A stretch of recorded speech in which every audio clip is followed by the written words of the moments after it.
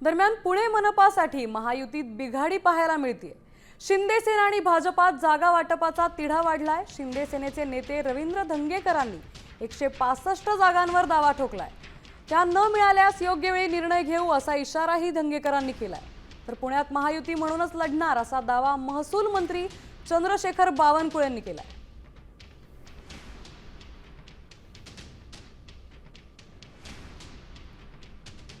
165 जागाच्या मुलाखती घेतल्यात। 165 जागांबाबत शिंदे साहेबांकडे अहवाल माझा पोहोचणार आहे आणि निर्णय त्यांनी घ्यायचा आहे। नाही, हा पक्षच कार्यकर्त्यांचा आहे, नेत्यांचा पक्षच नाही।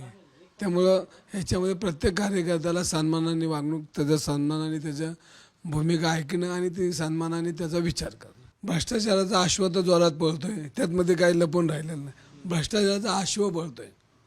आता कोण करतं, काय करतं हे आता थोड्या दिवसात तुम्हाला जे ते पक्ष आपली बाजू मांडतील, पण प्रशासक ह्याच्यामध्ये सगळ्यात डिफॉल्टर प्रशासक आहे।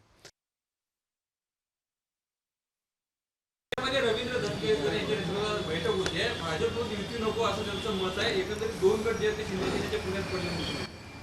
शेवटी एकनाथ शिंदे साहेबांनी निर्णय करायचे आणि एकनाथ शिंदे साहेबांनी निर्णय करताना हे सांगितलं की भाजपा शिवसेना युती लढेल।